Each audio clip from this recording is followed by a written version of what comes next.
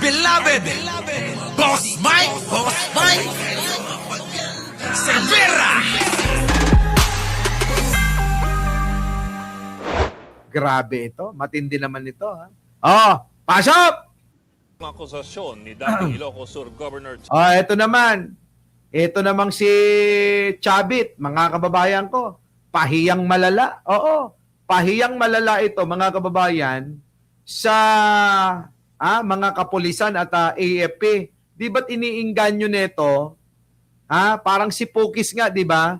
Iniingganyo nila ang kapulisan at kasundaluhan para sumama sa kanilang mga pagnanais na mapabagsak ang Pangulong Bongbong.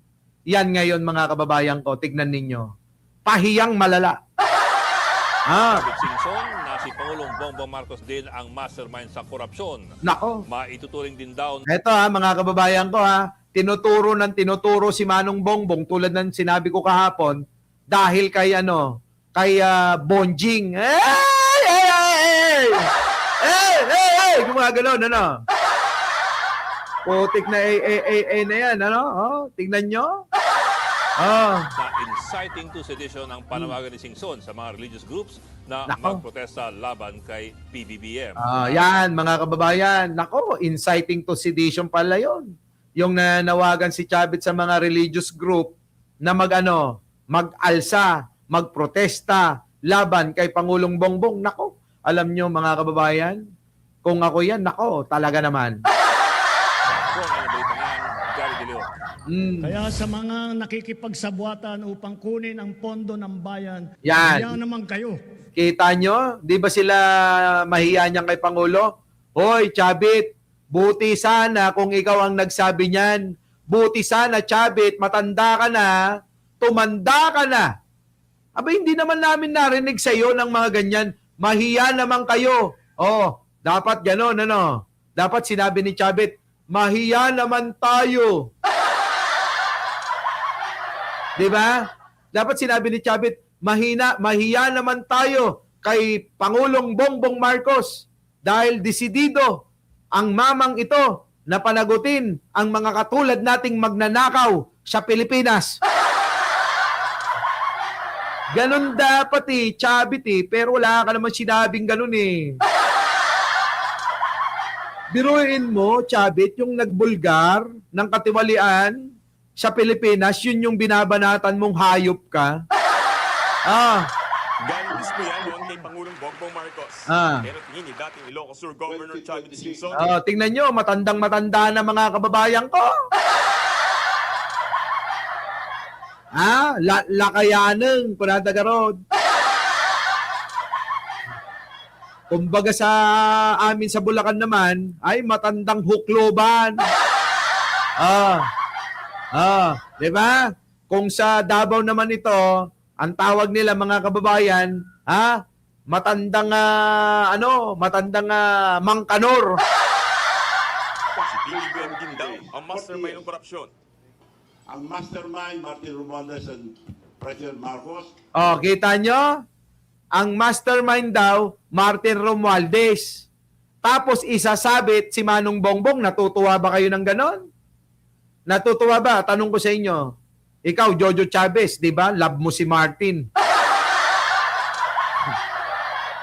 Kapag ka ba tinatawag ng mga katulad ni Chavez na ang mastermind, si Martin Romualdez, yung Tapos ang isasabit si Pangulong Bongbong kasunod. Putik na yan, saan ka pa nakakita ng ganon? Pinipilit lang nila na sinasabit talaga si Pangulong Bongbong Kasi ganito yan. Itong ginagawa ng mga ni Chavit, mayroong konting katotohanan. May konti, aminin natin yan, na mayroong katotohanan. Ang alin? Ang sinasabi ni Chavit. Pero, mas marami ang kasinungalingan. Walas to. Di ba?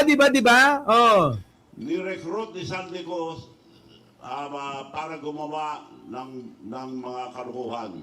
Ano? Kamo, ni-recruit ni Saldico. Engot. Ang nag-recruit kay Saldico, si Romualdez. Kaya nga si Saldico, sunod-sunuran lang kay Martin. Yan eh. Oh. So tatlo lang sila nakakalam. Tinawag pa ni Singson na palabas lang ang mga ginagawa ng Ah. Pangulo na pagsiwalat ng mga anomalya sa flood control projects. Nilaglag ni Bongbong Marcos ang mga contractors, engineers at kasama niya to become a hero. O, kita nyo mga kababayan ko, bigla na lang naging istorya sa pagbubulgar ng kasamaan ng mga kontraktor at mga kongresista at mga politiko na katulad ni Chavit na magnanakaw sa bansang ito. Ang pinipilit nilang palabasin ngayon ay si Manong ganun ang style. Oo. Para labanan ang isang tao na malinis, kailangan mong dumihan. Kailangan kung ano yung kanyang pinaparatang, yung mga ini-expose, yun naman yung iyong ibibintang. Ganon, style ng mga matatandang politiko yan. Chabit, Chabit, Chabit. Tama na yan. Wala nang maniniwala sa iyo. Maniwala ka sa akin. Chabit, Chabit, Chabit. Yung panawagan mong one time, big time, maniwala ka, lalangawin yan. Chabit, Chabit, Chabit. Kung gusto mo na maging mabuti ka sa tingin ng maraming Pilipino, ipamahagi mo na lahat yung kayamanan mo kasi hindi mo naman yan madadala. Bakit ilang taong ka na labang mabubuhay sa mundo? Mga kababayan ko, ilang taon na lang ba mabubuhay sa mundo si Chavit? Tignan nyo nga. Isipin nyo nga mga kababayan ko. Sige nga, baka ho isang buwal lang dyan eh. Mapatid lang eh. Mga kababayan, parang si Eddie Garcia, no? Pag yan napatid, hindi na makaka-recover yan. Oh, pag yan nadapa, pag yan natapilok, hindi na makaka-recover yan. Di ba? Take note, hindi niya binanggit si Santiago Speaker Romualdez. Dahil tatlo silang bago umupo si Bongbong Tingnan mo, gumawa na naman ng chismis ito. Wala ka na, wala na. Marcos, tatlo sila nag-uusap. Wala na, wala ka na. Chavit, ako na nagsasabi sa iyo. Kahit paanong yaman mo, basura ka sa paningin ng maraming Pilipino. Tama, mali? Kahit anong yaman mo, kung basura naman ang tingin sa iyo, ng mga Pilipino, wala. Diba? Wala. Baka abutin niya age ni Enrile. Laka! Hindi rin kumbinsido si Singson sa investigasyon ng Ayan lintik na yan tingnan nyo. Si Martin Romualdez, laging nakasiksik kay Pangulo. Yan yung mga ebidensya nila. Talaga namang ganyan ang style ni Martin eh.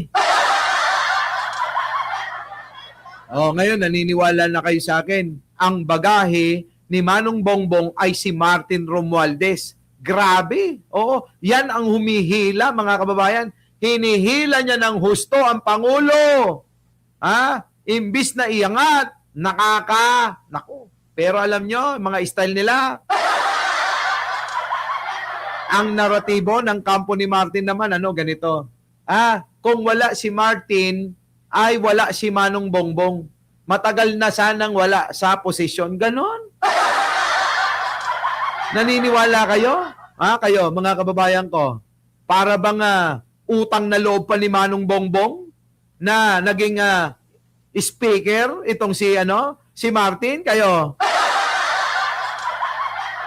Utang na loob daw ni Pangulong Bongbong kung bakit presidente pa rin siya hanggang ngayon. Nakaw!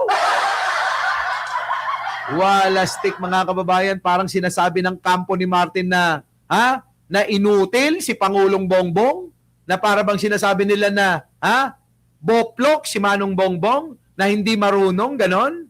Ano ba naman yan? Ay, mga Martinico, baguhin nyo yung style nyo. Hindi nyo maiyaangat si Martin nang sisirain nyo si Pangulong Bongbong. Hindi ganon. Diba? Pero yun yung naratibo nila. Kung wala, si Martin Romualdez matagal na nawala yan si Bongbong Marcos sa posisyon. Mga bobo! Ano ba naman klaseng pag-iisip yan? Di parang sinasabi nyo na weak leader si Pangulo? Di ba? Parang sinasabi nyo na si Panong Bongbong mahina ulo. Ganito lang. Focus na lang kayo sa pagpapaangat. Kung maiaangat nyo si Martin Romualdez, ano? Diba? Tama, mali? Wala, hindi na kayang iangat yan. Kahit maglulupasay kayo. Kahit kayong gano'n. Gano'n kayo? Wala. Hindi nyo na maiaangat yan. Maniwala kayo sa akin. Oo. Oh, 'di ba? Yan ang sinasabi ko. Oh, pero kapag kinuha nyo si Chris Ulo, si Jake Magnus, sino pa ba? Si Biyahe ni Koy, baka malamang pwede pa.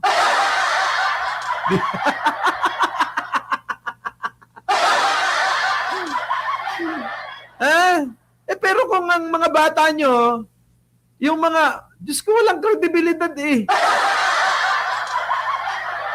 Diba? Paano nila maiangat? Hindi naman sila seryoso. Oy, baka akala nyo seryoso yung mga nagtatanggol kay Martin? Hindi! Diba? Hindi mga seryoso yung pinagtatawanan lang kayo. Oh. Diba? Oh, akala nyo maiisa nyo yung mga vlogger na yan? No! Oh. Hindi nyo maiisa niya, maniwala kayo. Diba?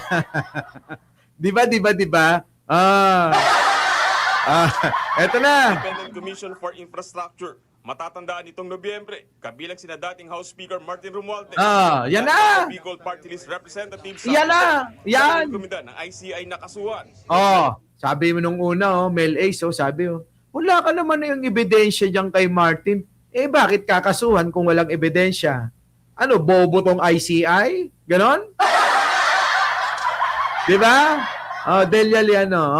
Nako, Martin is dragging down PBBM is too decent to publicly denounce. Diba? The one cousin who was his election campaign yun na nga campaign manager din yan ni Sara Duterte.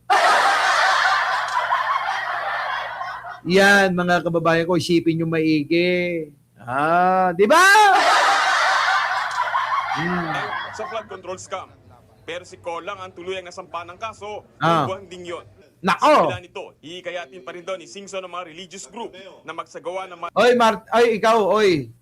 mag-ano ka, Chabit. Ikaw nga, ayusin mo nga yung pagchichismis mo. Anong hindi kasama si Martin? Nirekomenda na nga ang kasuhan yan? Protesta kontra korupsyon. We will schedule a one-time, big-time rally. And nakikiusap ako sa lahat ng religious organization. Ala ka, yan na, nakikiusap na. Kala ko ba, one time, big time, bakit ka nakikiusap? Labas mo yung mga pera mo. Ganon. Lahat. Nang nagmamahal sa ating bansa. Opo, kinangina. Ba't pati yung mga nagmamahal sa ating bansa, hindi sasama yan? Mali ka dyan. Dapat sinabi mo, lahat ng mga bobong DDS na kaya naming utuin, sumama. Yung mga nagmamahal sa ating bansa, kami yun. Bakit mo kami iinganyohin dyan? Tama? Bakit tayo sasama dyan? Sabi ni Chabit, lahat ng mga nagmamahal sa ating bansa, abay, pati tayo iniinganyo pa.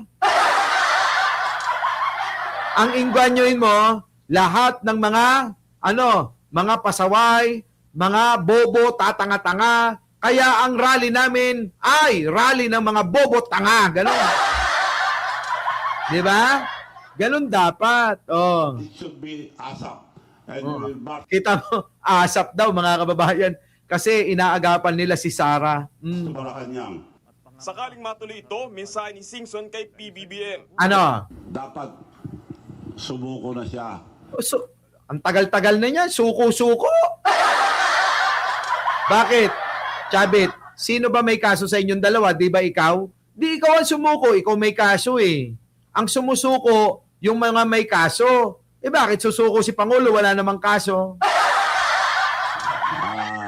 Mas maganda Oh. kung sumuko sa pulis o sa Oh. military. Ay bakit? May warrant ba? Ikaw malapit ka ng labasan ng warrant. Si Manong Bongbong, paano susuko daw sa military tsaka pulis to? Wala namang kaso.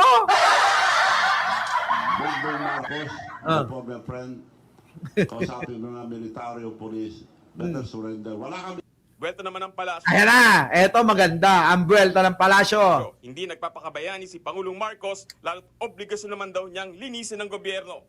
Marami lang daw apektado ng kanyang laban kontra korupsyon. No. Kaya dinudumihan nila ang ginagawa ng Pangulo. Oh, syempre ganun yung sinasabi ko sa inyo. 'Di ba? Dudumihan nila dahil nilalabanan ang korupsyon dahil sila ang nasasagasaan.